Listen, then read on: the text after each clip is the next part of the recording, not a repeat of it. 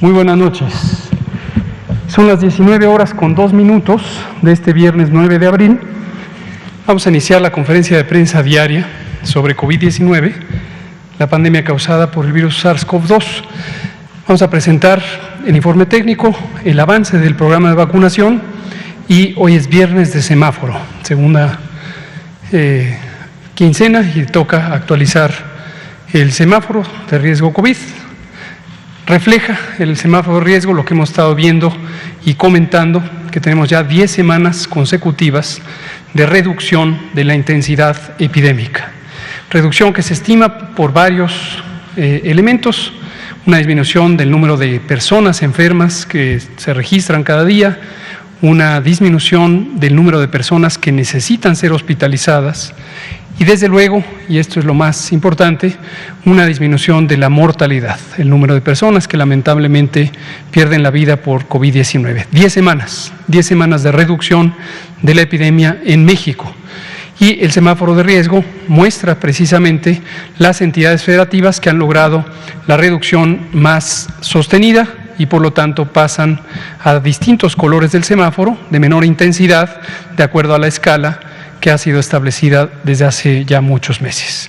Le pido al doctor Alomía si presenta el primer segmento y seguimos después. Gracias, doctor. Claro, con mucho gusto, señor subsecretario.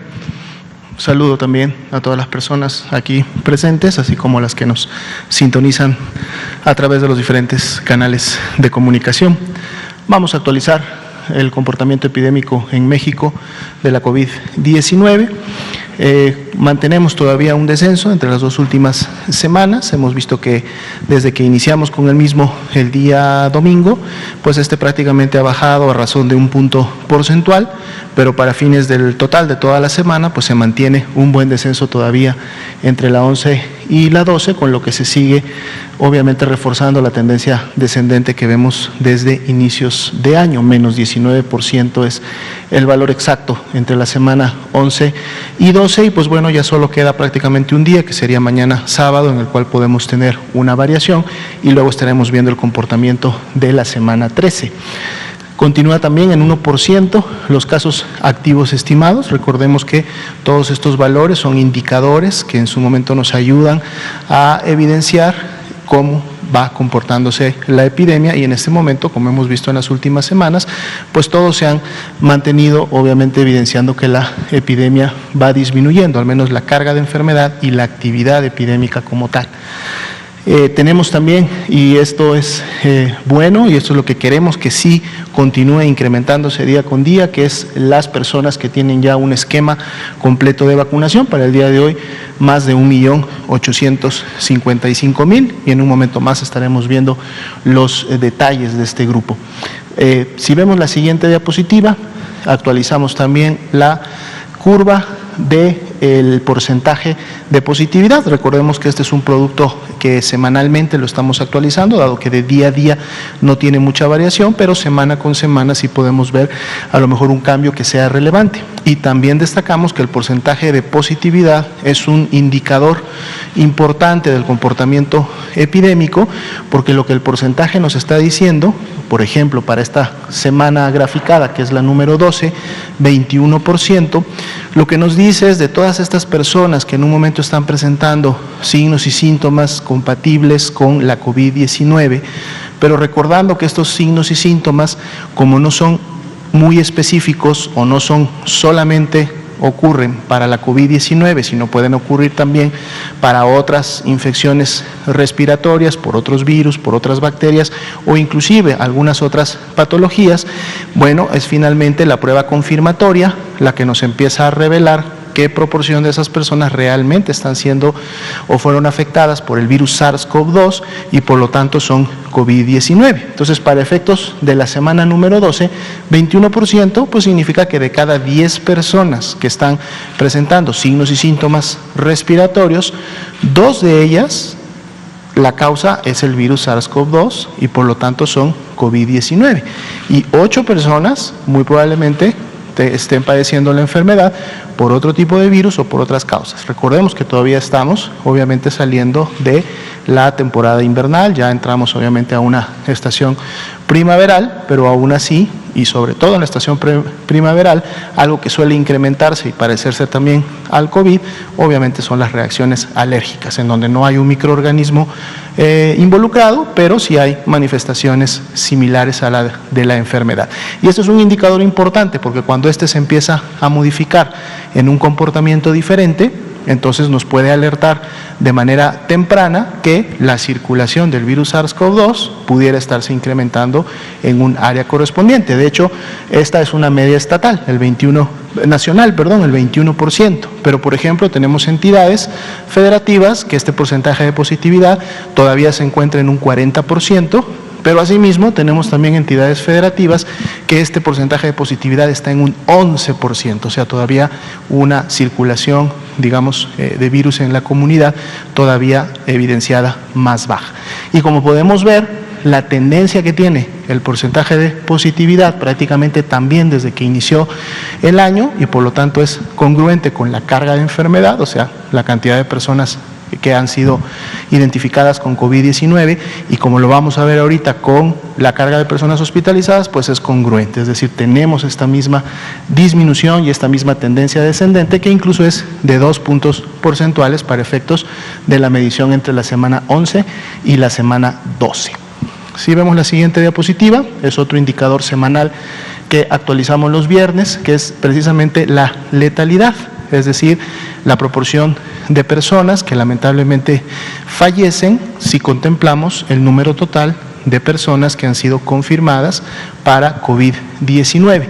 Para efectos de la semana 12 tenemos un 7%, dado que la letalidad se identifica como un subgrupo de las personas que son confirmadas a COVID-19, lo que vimos en las primeras semanas del año fue cómo esta se incrementó, cómo tuvo una subida, una tendencia ascendente, y esto fue precisamente porque el grupo total de personas que tenían COVID-19, en la medida que iba avanzando las primeras semanas del año, se fue disminuyendo, mas no así disminuía con esa misma, digamos, cantidad o velocidad las personas que lamentablemente fallecían. Luego llegó un momento, ya en las últimas prácticamente 4 o 5 semanas, es decir, más o menos hace un mes y medio, en donde entonces también inició un descenso de las defunciones, y entonces por eso podemos ver cómo la letalidad también empieza ya a disminuir para efectos de este último mes y medio. Y bueno, vamos a estar obviamente viendo semana con semana cómo se comporta este indicador. Veamos la siguiente diapositiva. Aquí sí actualizamos nuevamente la ocupación hospitalaria, no tenemos cambios para efecto del promedio nacional, sin embargo podemos continuar observando obviamente ese descenso que día con día, por lo menos hasta el momento, todavía se ha mantenido tanto para las camas generales como para las camas con ventilador. Si vemos la siguiente diapositiva, enfocamos precisamente en este primer grupo, es decir, las camas generales, y bueno, aquí hemos estado fluctuando solo con una entidad que está ocupando este rango entre un 30 y un 49%, un día a veces no está, otro día está, y eso es porque precisamente está pegado al 30%, entonces a veces obtiene el 29 y sale del rango, sube un punto porcentual y vuelve al rango, pero lo que quiere decir que su comportamiento obviamente está mucho más pegado al menos del 30%, y eso también es un indicador congruente con la disminución de la actividad epidémica. Más de 26,000 camas disponibles a nivel nacional, por lo tanto una ocupación del 17% en este mismo marco. En la siguiente diapositiva podemos observar las camas con ventilador.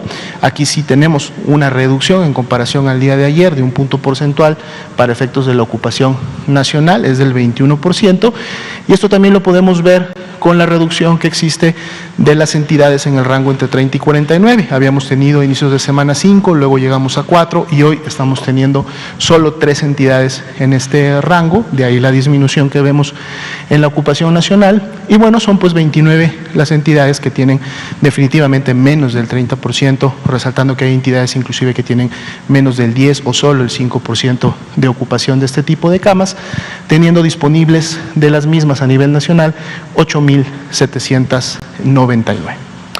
Y Y si vemos la siguiente diapositiva, tenemos precisamente aquí la actualización del semáforo de riesgo epidémico, el cual entrará en vigencia el próximo lunes, es decir, el 12 de abril, y se mantendrá vigente durante 2 semanas, como ha sido la práctica de los últimos meses, desde el año pasado, hasta el 25 de abril.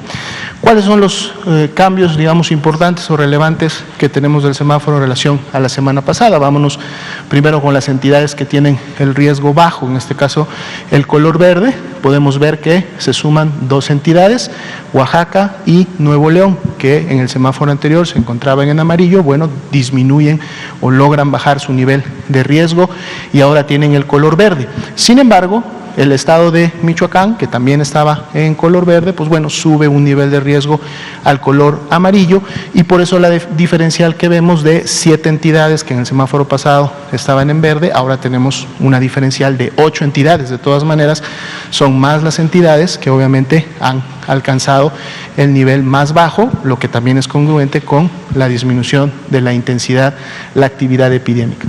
Y para efectos del color naranja, aquí sí también tenemos una disminución en relación a las entidades que teníamos en la semana pasada.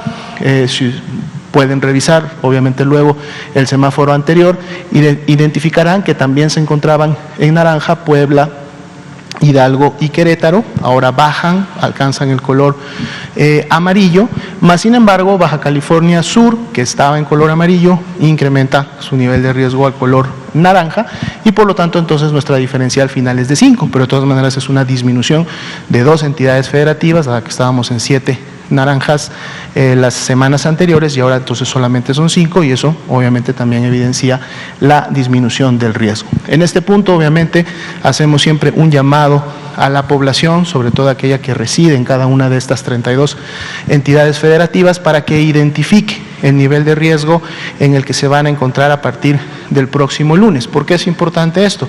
Porque en función de ese nivel de riesgo es que se implementan las intervenciones comunitarias de mitigación.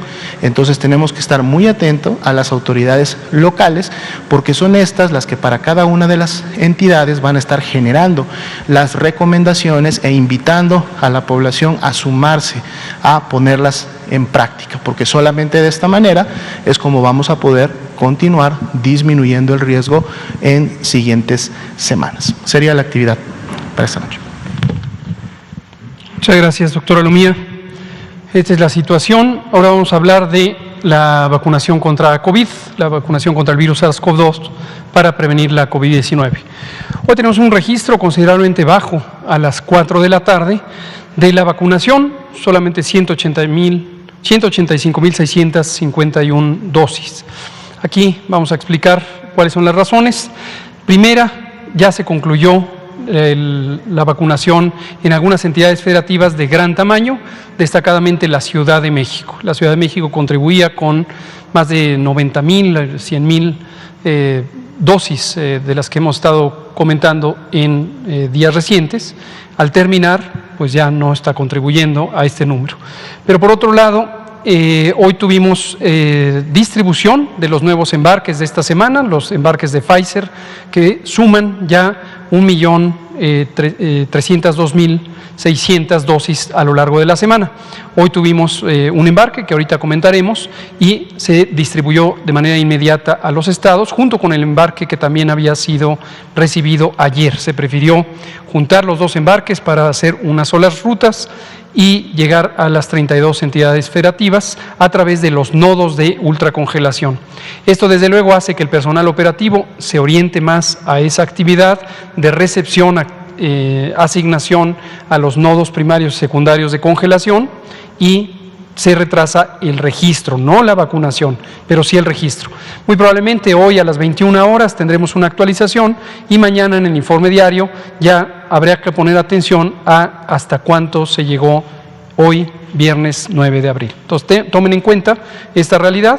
Esta cifra que parece baja no representa la totalidad de lo que hoy se puso, es simplemente el corte de información aún incompleto hasta las 16 horas. 18 entidades federativas no lograron completar el registro de todas las dosis que fueron aplicadas. Esperemos a las 21 horas, que será presentado mañana sábado 10 de abril. La siguiente, por favor. En forma acumulativa, estamos ya muy cerca de los 11 millones. Seguramente con lo que completemos del registro a las 21 horas, habremos pasado los 11 millones. Entonces, México ya tiene más de 11 millones, podemos asumirlo, de vacunas aplicadas. La siguiente nos muestra cómo se distribuye por los distintos segmentos. Vean ustedes que seguimos completando los segundos esquemas, por ejemplo, en el personal de salud. No hemos decidido o destinado vacunas todavía para completar todos los esquemas en el caso del personal educativo que se vacunó posteriormente. Por lo tanto, todavía no les toca ser vacunados, y recordar que el cambio entre primera dosis y segunda dosis se da conforme al calendario de cada vacuna. Hay vacunas que se tienen que poner la segunda dosis entre 21 y 35 días, otras puede ser o debe ser, de hecho, entre 8 a 12 semanas, como la vacuna de AstraZeneca. Por su parte, en personas adultas mayores de todo el país, esta semana, que estamos terminando mañana, fue un gran avance porque vacunamos en ciudades mayores, la Ciudad de México y las capitales de las 31 estados de la República, también varias ciudades de mayor tamaño que no son necesariamente capitales. Y eso nos dio un avance muy grande. Esta semana, como comentamos ayer, superamos la barrera de las 500,000 dosis diarias y esperamos que con la llegada continua de los embarques, que cada vez van a ser de mayor tamaño, pero además con la distribución en las entidades federativas y las zonas urbanas, tendremos este ritmo de vacunación diario. Adultos mayores y adultas mayores, 7.410.304, solo hasta el momento con primera dosis, pero 1.083.293 ya completaron la segunda dosis. La suma, estos más de 8.493.597, esa es la suma, es lo que tenemos. Muchas gracias. Vamos a pasar a la siguiente. Quedan todavía algunas. La siguiente es los ESAVIS, los eventos supuestamente atribuibles a vacunación. Me adelanto aquí a una pregunta que posiblemente van a hacer, porque hoy fue motivo de comentario en algunos periódicos de circulación nacional, sobre el caso de un señor de 92 años que fue atendido en el Estado de México en un hospital privado por un médico hematólogo que comentó o nos notificó a la autoridad sanitaria local en el Estado de México y también, por lo tanto, a la federal sobre el padecimiento que ha presentado con disminución de plaquetas. Médicamente esto se llama trombocitopenia, reducción en el número de plaquetas, que son los elementos de la sangre, los que ayudan a la coagulación, los elementos que tienen forma, son fragmentos celulares que contribuyen a la coagulación. Y esto podría ser uno de los componentes del síndrome que fue descrito como potencialmente asociado con la vacuna de Astra, un síndrome muy raro. Ya hemos destacado la rareza de este evento, 4 por millón la asociación de eventos con la vacuna Pfizer. 4 de cada millón que han tenido la vacuna Pfizer han tenido este evento. 86 eventos en todo el mundo de más de 200 millones de dosis. Perdón, dije Pfizer, gracias. AstraZeneca. La vacuna AstraZeneca ha sido motivo de esta exploración y esta posible vinculación con fenómenos trombóticos, pero ya la Agencia Europea de Medicamentos, la Organización Mundial de la Salud han presentado evidencia de sus análisis y comentan que es un evento sumamente raro. 4 por cada millón de dosis aplicadas, y dado el enorme beneficio de tener una vacunación expedita que incluye la vacuna de AstraZeneca, se ha recomendado seguirla utilizando tal como hacemos en México. Pero me adelanto a este caso específico. El doctor Alomía nos va a dar algunos detalles adicionales de cómo lo estamos analizando y la información que hasta el momento tenemos por parte del médico hematólogo y lo que en su momento tendremos del Comité Médico Científico de Dictaminación. Regresando al resumen de los ESAVIS, eventos supuestamente asociados a vacunación e inmunización, tenemos también muy pocos eventos, si se considera la gran cantidad de vacunas aplicadas. Es menos de, es 0.1%, es 1 por 1000, y la enorme mayoría, más del 99%, son casos leves. fiebre, dolor, náusea, vómito, dolor de cabeza, que dura solo algunas horas o, en el caso de la fiebre, puede presentarse por un par de días y se resuelve espontáneamente. Ninguna persona ha tenido un daño de consideración que sea permanente. La siguiente. Hoy recibimos 327.600 dosis de la vacuna Pfizer, es el tercero de los embarques de esta semana, que suman 1.302.000, la siguiente por favor, 600, que es lo que se ha recibido en la semana. Esto suma a nivel nacional, desde que empezamos el programa de vacunación el 23 de diciembre del año pasado, 16.413.350 dosis de las distintas vacunas, que son estas 5, la vacuna de Pfizer-BioNTech, AstraZeneca, Sinovac, Sputnik V y CanSino. Una más. El calendario, solo para recordarlo, fue la semana en números, el calendario de recepción, es justo lo que estoy comentando, 3 embarques que suman 1.302.600 y a mitad de la semana se liberó, el miércoles se liberó por parte de COFEPRIS la vacuna de CanSino, 434.830. Vamos a pasar a la sección de preguntas y comentarios. Empecemos con Liliana Noble de Pulso Saludable, seguimos con usted, nos vamos luego por acá, con gusto.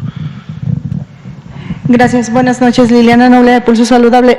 Doctor Gatell, quisiera saber si la inmunidad esterilizante solamente se va a alcanzar o se va a ver su real efecto cuando se logre la inmunidad comunitaria. Gracias. Más bien sería en todo caso al revés, en cierta manera.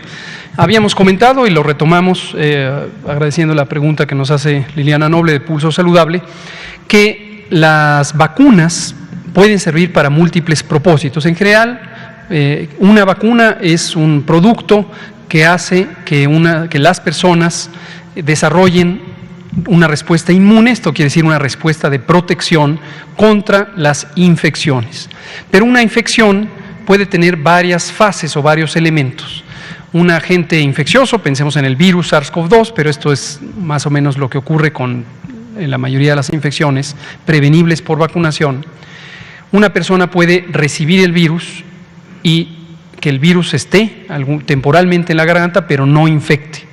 Si la vacuna logra eso, está protegiendo contra la infección y no solamente contra las fases posteriores. Ahora, una vez que llega el virus, puede ser que el virus se replique, por ejemplo, en las vías respiratorias, pero que no se desarrolle enfermedad.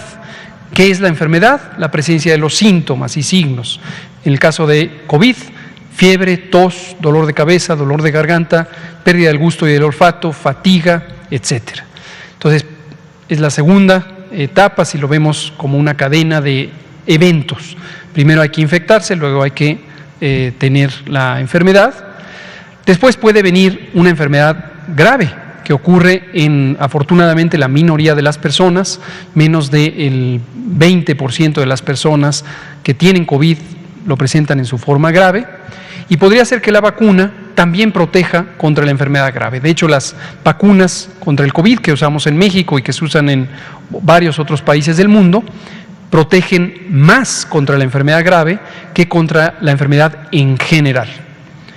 Varias de ellas tienen protección de 100%, como la vacuna Sputnik, por ejemplo. Y después está el desenlace más desafortunado de una enfermedad, que es la pérdida de la vida, la muerte porque se complique y cause la pérdida de la vida. Entonces las vacunas pueden proteger también contra eso. Cuando hablamos de lo que pregunta Liliana Noble, inmunidad esterilizante, se refiere a una propiedad de algunas vacunas para evitar no solamente la infección en el sujeto al que le llega el virus, sino la posibilidad de que ese sujeto, esa persona, transmita la enfermedad. Porque la protección puede lograr que muy rápidamente se elimine el virus, por efecto del sistema inmune, de la vía respiratoria. la garganta, la nariz, que es desde donde se proyectan las partículas del virus. Ya habíamos comentado que para las vacunas COVID no existe todavía demostración de que se logre inmunidad esterilizante, es decir, que sirvan para evitar la transmisión, aunque sí todas ellas han demostrado capacidad para prevenir la enfermedad grave y desde luego prevenir la muerte. También varias de ellas lo previenen al 100%, ¿no? La relación que pudiera esto tener con la inmunidad poblacional es solo indirecta en la medida en que se tenga una mayor cantidad de personas protegidas por efecto de la vacuna o protegidas, como nos ha pasado a algunos, porque ya nos infectamos y ya nos enfermamos y desarrollamos anticuerpos. Entonces se logra que el virus ya no se pueda transmitir entre las personas, no porque la vacuna evite que salga del individuo infectado, sino porque un individuo infectado que puede infectar ya no se encuentra a nadie más que sea susceptible, a alguien más a quien infectar, porque la mayoría de las personas con las que conviva serán personas que tengan anticuerpos protectores. Gracias, doctor. Y mi segunda pregunta sería, la jefa de gobierno dijo que alrededor de 280,000 adultos mayores todavía hasta este momento no se han vacunado. Entonces, estamos en esta década de 60 y más. Yo me pregunto, entiendo que mucha gente tiene temor y es muy válido que no se quiera vacunar, pero no solo en México, en el resto del mundo. ¿Qué va a pasar si esta cifra de no vacunados se sigue elevando? Esto puede poner en riesgo y el desarrollo, y pudiera vulnerar el desarrollo de una nueva cepa, ojalá y no, o una nueva variante, y que pudiera poner en riesgo las vacunas actuales. Y lo hago con la intención no de espantar, claro, pero sí de contribuir para que la gente pues sí se vacune, ¿no? Es muy deseable. Entre más personas se vacunen en un territorio, en un poblado, en un municipio, en un estado o en el conjunto del país o incluso en el mundo, entre más personas se vacunen, más pronto se va a acabar la epidemia. Precisamente por lo que acabamos de comentar. Porque una persona que aún no tenga protección y se infecte, ya no se va a encontrar con personas que se puedan infectar, o con muy pocas, porque la mayoría van a ser personas protegidas. Entonces, efectivamente, es muy importante que todas las personas se vacunen, a menos que haya una razón de enorme peso, que suelen ser las contraindicaciones médicas absolutas, que hasta el momento no hay ninguna, para que las personas no se vacunen. Recomendamos ampliamente lograrlo. Respecto a la aparición de variantes genéticas del virus que pudieran ser más agresivas, más transmisibles, más virulentas, ciertamente en la medida en que persistan los contagios, aumenta la probabilidad de que se den las mutaciones necesarias para que aparezcan las variantes. Entonces también las personas que se vacunen contribuirán a que reduzca el riesgo de que surja una nueva variante que pudiera ser más agresiva. Gracias. Gracias, Liliana. Por favor, adelante y luego pasamos de este lado. Buenas noches, subsecretario, doctora Lomía, muy buenas noches. 3 preguntas rápidamente. La primera,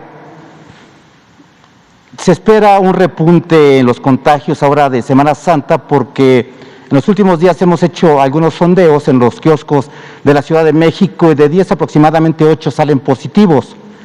¿Se tiene contemplado y para cuándo se podría tener esta tercera oleada que se maneja de incremento de COVID?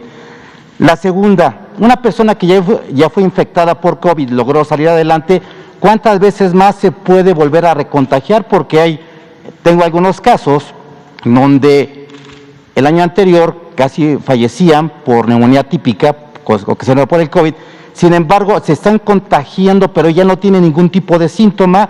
¿Cuántas veces se puede volver a recontagiar y qué pasaría en este caso de una tercera o cuarta? La tercera pregunta, ¿cuánto dura una vacuna fuera del congelamiento? Porque ha habido casos que se trasladan a Chiapas, Oaxaca, que de ahí de la ciudad a las comunidades más lejanas se tardan más de 6 horas en una hielera. ¿Estas vacunas sirven o qué se tiene que hacer precisamente para conservarlas? Muchas gracias. Contesto su última pregunta y le pido al doctor Alomía que hable sobre los otros dos elementos, la posible reinfección y cómo se comporta, y la vigilancia de los posibles rebrotes. Sobre vacunas, cada vacuna tiene sus propias características, son características físico-químicas, la composición de cada vacuna es diferente y entonces esto determina si requieren congelación, ultracongelación o simplemente refrigeración. También determina el tiempo en que pueden estar sin dañarse a ciertas temperaturas, como la temperatura ambiente, y el límite de temperatura a la que pueden estar sin que se produzca un daño. Todas esas especificaciones técnicas las estudian cuidadosamente las compañías farmacéuticas que diseñaron las vacunas y las fabrican, y en cada país la autoridad sanitaria, en nuestro caso COFEPRIS, de regulación sanitaria, establece un permiso que tiene todas esas especificaciones técnicas. Por parte del resto de la Secretaría de Salud, también tenemos los manuales de operación que establecen justamente todas estas características. Además, todo el personal que participa en el operativo Correcaminos, el operativo del Gobierno de México para tener vacunación universal, gratuita, es decir, vacuna contra el COVID para todas las personas en México, es entrenado para saber conservar la vacuna.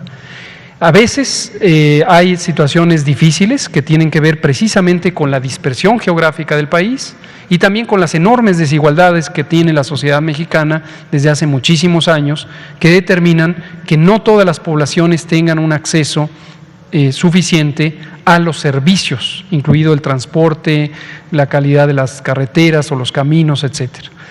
Y cuando esto es la realidad, que es una amplia realidad en nuestro país, se requieren esfuerzos adicionales para garantizar las condiciones de transporte y hemos usado todo lo que sea necesario para garantizar que las vacunas en todo momento se encuentren en la temperatura correcta.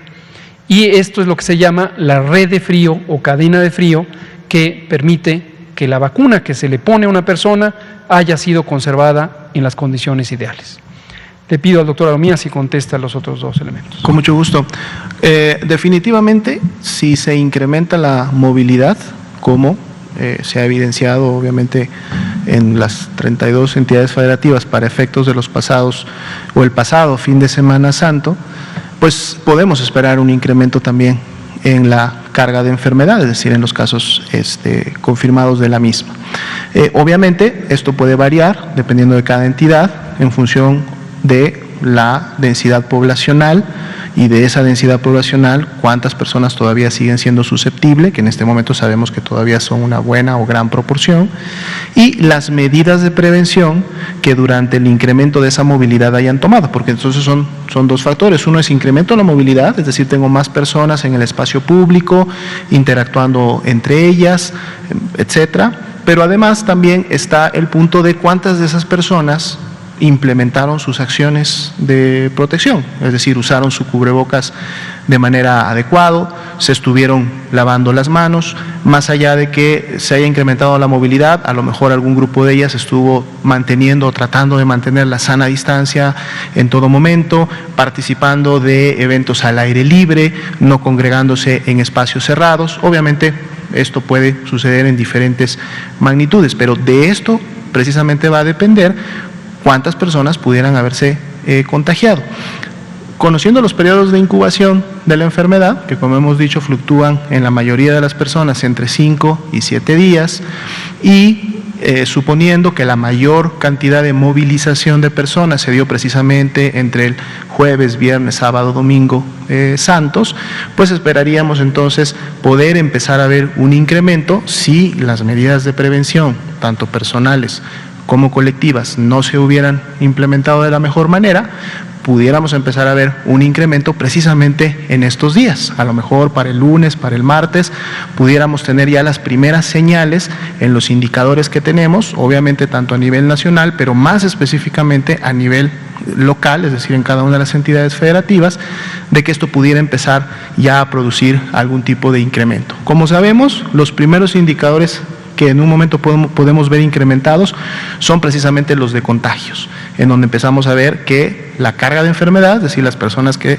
se desarrollan signos y síntomas y van a demandar consulta médica, empiezan a ser clasificadas como casos sospechosos y entonces empezamos a ver un incremento en la línea azul de la carga de enfermedad. Normalmente, 2 semanas después, si este incremento continúa o se mantiene, podemos ahora empezar a ver un incremento en las hospitalizaciones y es el segundo indicador que normalmente se empieza a elevar. El de positividad suele hacerlo muchas veces de la mano del primero o inclusive un poco antes y es un indicador oportuno. Y obviamente si esto sucede, pues empezamos a tener ocupación hospitalaria incrementada, tanto de generales como de camas. Y eso es lo que podemos estar obviamente vigilando, podemos estar llevando muy puntual. En el tema que comentaba del porcentaje de positividad de la Ciudad de México, hay que verlo siempre en el contexto obviamente completo, porque si bien es cierto algunos kioscos o algunas unidades pudieran tener mayor cantidad de resultados positivos, otros no, y esto obviamente depende de la región, y en ese punto comentar que por ejemplo la Ciudad de México para la semana 12 y lo que va inclusive de la 13 ha mantenido un porcentaje de positividad de 19%, lo cual sigue representando 2 personas por cada 10 casos sospechosos, pero obviamente eso puede cambiar en siguientes días, en siguientes semanas, dependiendo de todo lo que acabamos de comentar. ¿Las reinfecciones son posibles? Claro, son posibles. Mientras estamos en un ambiente epidémico y mientras el virus sigue circulando y transmitiéndose en la comunidad, yo puedo haber enfermado de COVID-19 hace algunos meses o el año pasado, pero si estoy en un ambiente epidémico y de circulación viral, puedo nuevamente llegar a tener el virus en mis vías respiratorias. Eso sería directamente reinfectarme.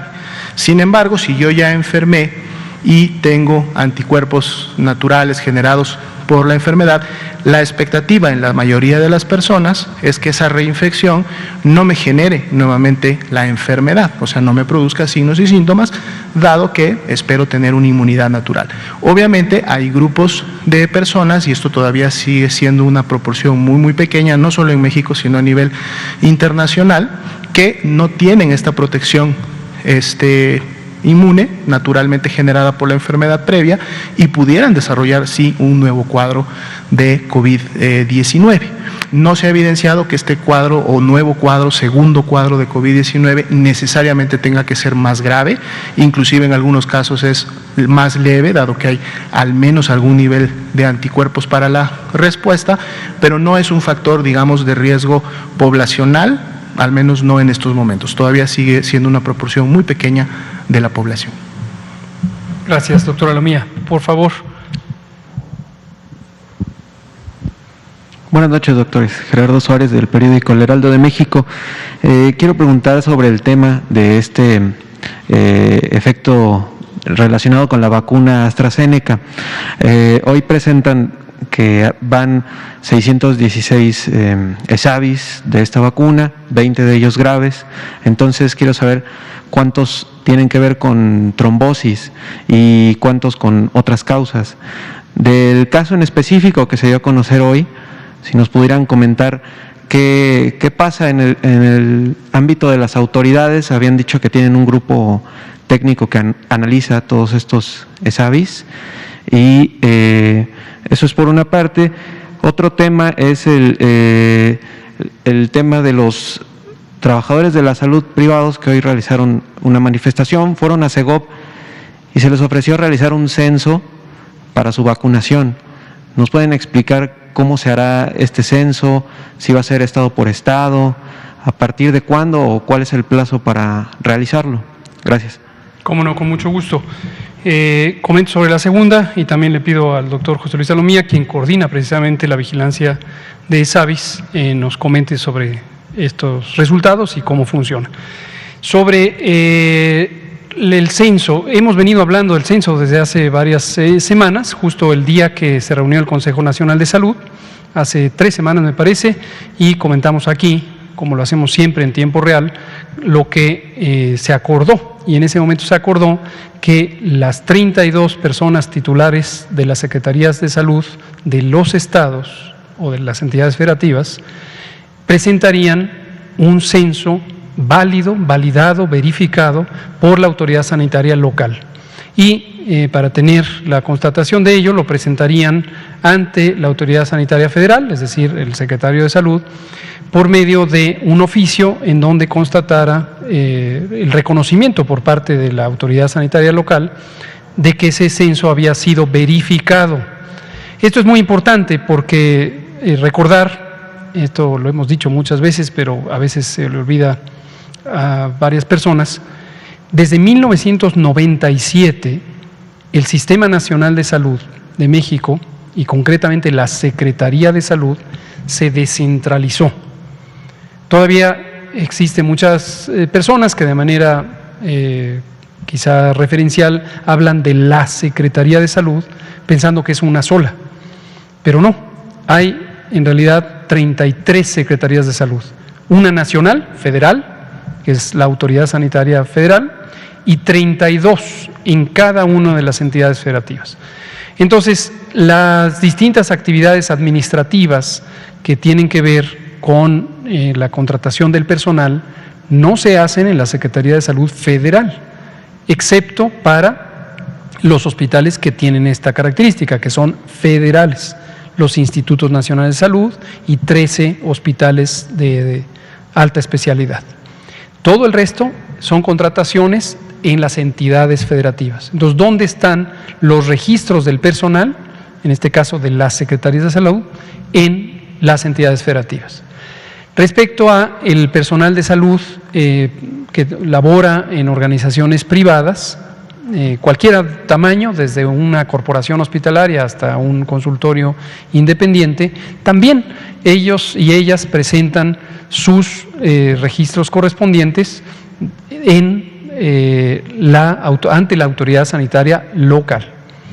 Entonces, por eso confiamos en que las entidades federativas pueden tener un acceso más claro a la validación, insisto en esto, la validación de los registros.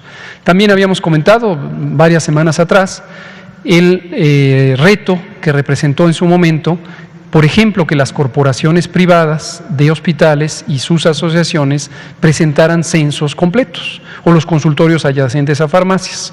Y en su momento algunos intentos de ello resultaron en censos que no estaban validados, no estaban actualizados, había personal administrativo, había personas que no estaban en el campo clínico, etcétera, que obviamente no corresponde a quienes están en el riesgo COVID de primera y segunda línea. Entonces hemos seguido insistiendo en que esto avance y ese es el censo al que se refiere. La buena noticia es justo este miércoles concluyó el periodo estipulado por el Consejo Nacional de Salud, más 2 prórrogas que se le dieron a las entidades federativas para que presentaran este censo, y el censo ya lo han presentado, y justamente con base en ese censo estamos continuando la vacunación del personal de salud de primera y de segunda línea, de acuerdo a definiciones explícitas de carácter técnico, y esto personal seguirá siendo vacunado, tanto en el sector público como en el sector privado. Le pido al doctor Alomía si contesta lo de los ESAVI. Sí, con mucho gusto. Precisamente el objetivo de la vigilancia epidemiológica de los ESAVIs es poder identificar de manera oportuna las personas que presentan, y como su nombre lo dice, un evento supuestamente asociado a el antecedente de su vacuna. Es la manera como esta persona en su momento fue identificada, es decir, hubo una notificación por parte de la unidad tratante y forma parte, como bien lo identificaron, dentro de los ESAVIs graves que actualmente están bajo estudio. Recordando que un ESAVI grave es precisamente aquel que puede producir la necesidad de hospitalizar a una persona o que, dependiendo de las manifestaciones clínicas, pues ponga en riesgo obviamente no solamente su salud sino también su vida. Esas son características de un ESAVI grave. Esta persona fue vacunada el 31 de marzo, al día siguiente de la vacunación empezó con algunas manifestaciones relacionadas obviamente a potencial enfermedad. Lo llevan a consulta y cuando se identifica el antecedente vacunal se clasifica como un ESAVI grave y se notifica. El proceso incluye, como bien lo identificaron, la dictaminación. Todos los ESAVIs graves que se presentan en México deben de ser dictaminados en el Comité Nacional de Expertos, un comité que coordina de manera técnica la SINSAE, ¿no? La Coordinación de Institutos Nacionales de Salud y Hospitales de Alta Especialidad, precisamente de donde se integran toda una serie de especialistas y subespecialistas en los diferentes campos de la medicina y que aportan los enfoques correspondientes de su especialidad cuando los casos son presentados. Este caso será presentado a este Comité Nacional de Expertos la próxima semana, entonces se iniciará el proceso de dictaminación. En gran mayoría de los casos, las dictaminaciones pueden darse en el mismo día en el que se presentan, o en algunas, dado que se necesitan elementos específicos de diagnóstico, ya sean pruebas de laboratorio, ya sean estudios de imagenología, ya sea investigación epidemiológica, pues obviamente la dictaminación puede durar algunos días hasta llegar a la dictaminación final. Pero siempre es importante en los ESAVIS graves poder llegar a este punto de la dictaminación en donde a través de este comité podamos entonces poder saber la clasificación final. ¿Por qué lo comentamos? Porque si bien es cierto, en el caso específico de esta persona, digamos que las manifestaciones clínicas o lo presentado pudiera ser compatible con signos y síntomas evidenciados en Europa a través de este estudio, hay otros elementos que no necesariamente lo son. Por ejemplo, los 86 casos que en su momento se estudiaron en Europa y del grupo de ese estudio que se evidenció podía haber esta presencia de trombocitopenia y sus efectos colaterales sobre las personas, se integraron en, primero, mujeres y mujeres jóvenes, mujeres inclusive que estaban entre los 35 y los 50 años. Y las manifestaciones normalmente empezaron después del 5.º día y se presentaron como hasta el día 14, es decir, hasta 2 semanas después. Este caso, digamos que no concuerda al menos con este grupo conocido, dado que es un hombre de 94 años y que además inició con los signos y síntomas al día siguiente de aplicada la vacuna. Entonces, esto descarta, no, lo primero confirma tampoco, por eso es necesario la dictaminación con todos los elementos técnicos que se deben de poner sobre la mesa de los expertos y en su momento ellos dirán a través de este proceso si efectivamente podríamos estar ante un caso como este.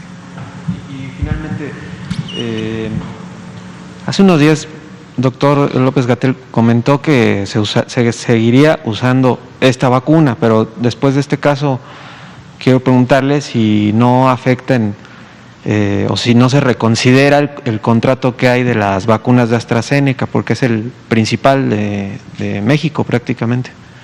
Como comentábamos a lo largo de esta semana, concretamente ayer que salió publicada la posición formal, ayer o anteayer ayer el informe técnico oficial de la Agencia Europea de Medicamentos y también el pronunciamiento técnico de la Organización Mundial de la Salud, comentábamos lo desafortunado que es para la sociedad este desfase que existe entre ciencia y técnica y noticias.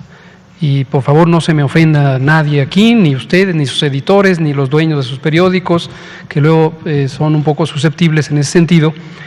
Lo que estamos hablando, casi repito lo que dijimos ayer, no es para este asunto solamente la infodemia, la intención deliberada de confundir o de hacer noticias escandalosas.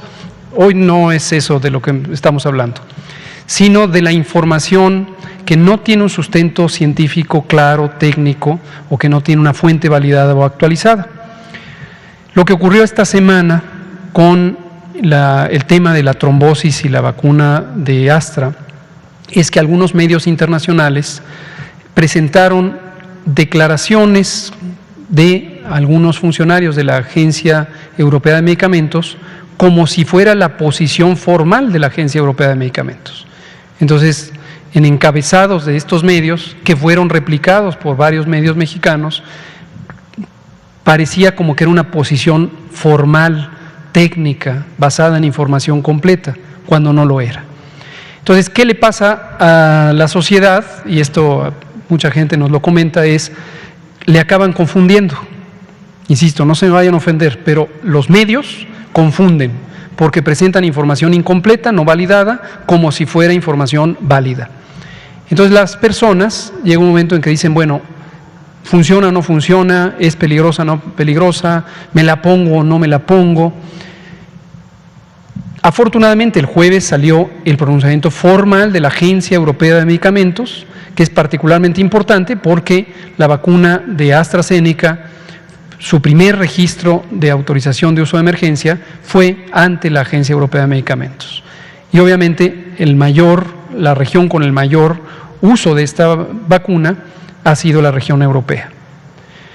Recordábamos también lo que ocurrió hace un par de semanas, cuando algunos países, sus gobiernos, tomaron la decisión de suspender temporalmente la vacuna de AstraZeneca. Fueron cerca de 19 o un poquito más de 20 países. Y aquí en la conferencia nos preguntaban varios de ustedes qué pasaría al respecto. Y nuestra respuesta fue que teníamos que esperar precisamente la evidencia científica que permitiera tener un juicio claro sobre la seguridad de esta vacuna en ese aspecto. Al día siguiente, varios medios de circulación nacional, no estoy seguro si el Heraldo de México, no lo recuerdo, pero varios diarios, definitivamente sí, ya lo habíamos dicho, Reforma, El Universal, Milenio, Crónica, varios de los de circulación nacional y varias estaciones de radio, plantearon que México estaba en un error, porque cómo era posible que países europeos, Alemania y Francia y varios otros, hubieran suspendido el uso de la vacuna de AstraZeneca y México no. Y eso lo presentaron justo, y por eso reexplico lo que dije ayer con amplitud, porque su pregunta está orientada al tema de los contratos. Entonces, eso lo plantearon estos diarios de circulación nacional en ausencia de información válida, justo cuando estábamos en espera de que Estados Unidos nos facilitara el acceso a estos 2.700.000 vacunas. Aquí en la conferencia comentamos, hay que esperar. Y la predicción que hicimos fue, una vez que se pronuncie la Agencia Europea de Medicamentos y la OMS, si se pronuncian con evidencia indicando que no hay razón para preocuparse, todos esos países revertirán su decisión. Y es exactamente lo que ocurrió. Alemania y Francia y España y Reino Unido, bueno, Reino Unido mismo no lo había hecho, revertirían su decisión. Y estarían igual que México, considerando que el beneficio es muy amplio y es conveniente seguir utilizando la vacuna de AstraZeneca. Entonces, lo mismo aquí, por un caso concreto que además ni siquiera está dictaminado, que está en estudio, como lo acaba de explicar el doctor Alomía, pues sería completamente fuera de lugar en términos técnicos pensar que hay que suspender el uso de una vacuna que tiene alta eficacia y que tiene un perfil de seguridad muy claramente demostrado en los ensayos clínicos y en lo que va de su uso hasta el momento, ¿no? Entonces, insisto, no se ofendan, la recomendación, la respetuosa sugerencia es que cuando hay un evento le ayuden a la población de México, en este caso, ustedes que son medios mexicanos, a digerir la información, a disecarla, a entenderla y esperar. A veces, quizá los editoras y editores, aunque creo que son mayormente hombres, en el caso de algunos medios nacionales, quizá pueden esperar un poquito y pensar cómo le ayudo más a la población mexicana. Desde luego hay que asumir que las ganancias que puede dar las ventas podrían limitarse, ¿no? Pero le ayudan más a la población. Entonces, en concreto, con todo esto que lo vuelvo a explicar para usted, para el Heraldo de México, ayer lo comentamos, no hay en este momento ninguna indicación que sugiera que requiere suspenderse el uso de la vacuna Astra. Por supuesto, si en algún momento esa vacuna o cualquier otra hubiera evidencia que sugiere un peligro, pues se tomaría una decisión en ese sentido, ¿no? Pero no es el caso. ¿Quién más? Por favor, Miguel Rico. Gracias. Buenas noches, doctor Hugo López-Gatell. doctor José Luis Alomía, buenas noches, y saludamos al presidente Andrés Manuel López Obrador también. Doctor, un ciudadano nos hizo llegar un planteamiento, nos comenta que un familiar de él tiene anemia refractaria. Acudieron a vacunarse, tiene cierto cambio de sangre cada mes, más o menos nos explica, y acudieron a vacunarse y el doctor les comentó que pues no era recomendable vacunarse porque le podía dar ciertas complicaciones cardíacas. Para lo cual, bueno, tienen la intención de vacunarse, pero también le llegó la inquietud de que ahora que la gente que done sangre ya esté vacunada y esa sangre sea administrada a su familiar, pues qué problema podría tener ahí. Si nos pudiera explicar eso, por favor, doctor. Y tengo otra segunda pregunta, si tenemos tiempo. Con mucho gusto. Sería un poco aventurado comentar sobre un caso que no conocemos a detalle, más que los elementos que amablemente nos refiere, pero para poder evaluar lo que quiso decir el doctor o dijo y qué implicaciones tiene para esta persona en particular, o ya sea por el uso potencial de la vacuna o por la recepción de sangre donada de personas con anticuerpos contra la vacuna, contra el virus SARS-CoV-2, ya sea por vacunación o por esta enfermedad, pues es un caso muy concreto, ¿no? Lo que sí podemos decir, y yo creo que vamos a volver a invitar a nuestro director general del Centro Nacional de Transfusión Sanguínea, el doctor Jorge Trejo Gómora, para que nos vuelva a presentar de manera actualizada las implicaciones tanto de la epidemia como de la vacunación para la donación de sangre y la seguridad sanguínea. Para adelantarlo y en términos muy concretos, podemos decir que no hay razón para que las personas que ya tienen un antecedente lejano de haber padecido COVID o que recibieron la vacuna deban ser excluidas de la donación. Es decir, pueden donar también, con ciertos calendarios que separan el momento de la vacunación o el momento de la infección, y esos límites de tiempo ya les dan luz verde para donar, porque se vuelve sangre segura. Pero vamos a invitar al doctor Trejo. Muchas gracias, doctor. Y la segunda pregunta sería, ¿cómo puede ser la vacunación para las personas con síndrome de Down? Si pueden ser población de riesgo, personas que pueden ser muy delicadas para ciertos padecimientos de salud, ¿cómo se les puede vacunar? Y hablando de personas menores de 60 años, igual tienen que esperar la edad, o cómo será la vacunación ahí. Gracias. Muchas gracias. Sí, este tema de las personas con síndrome de Down ha estado saliendo, como ha sido comentado ya en varias ocasiones, y hemos planteado lo siguiente. El síndrome de Down es una alteración de los cromosomas que determina que las personas nazcan con una serie de características físicas, y una de ellas es también el sistema inmune. Suele identificarse que las personas con síndrome de Down tienen un riesgo aumentado a diversas infecciones, posiblemente también a COVID-19.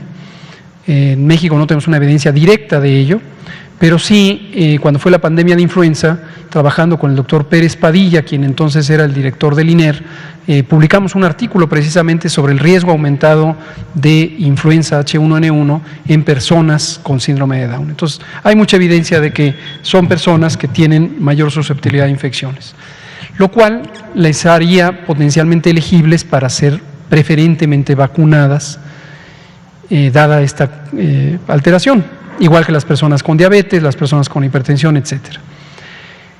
La enorme mayoría de las personas que tienen síndrome de Down, que viven con síndrome de Down, al menos en México, son personas menores de edad. La enorme mayoría, no todas y todos. Por supuesto, hay personas adultas de 30, 40, 50 años que viven con síndrome de Down.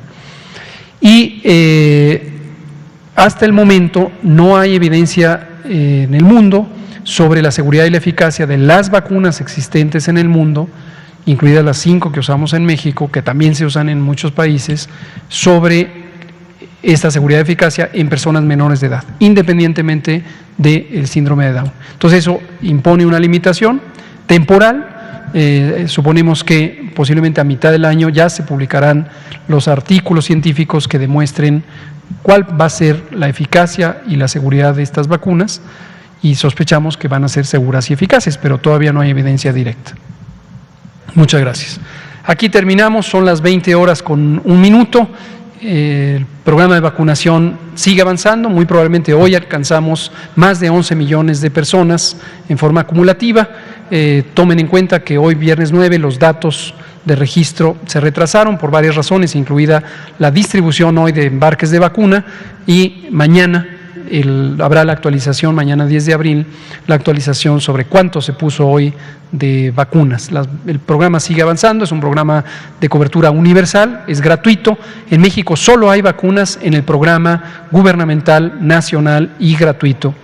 Nadie puede vender vacunas contra el COVID, eso sería un acto ilegal, porque hasta el momento no hay ninguna entidad privada o ningún gobierno estatal que tenga autorización para comercializar o para distribuir las vacunas. Estén atentas y atentos, seguiremos mañana. Muchas gracias.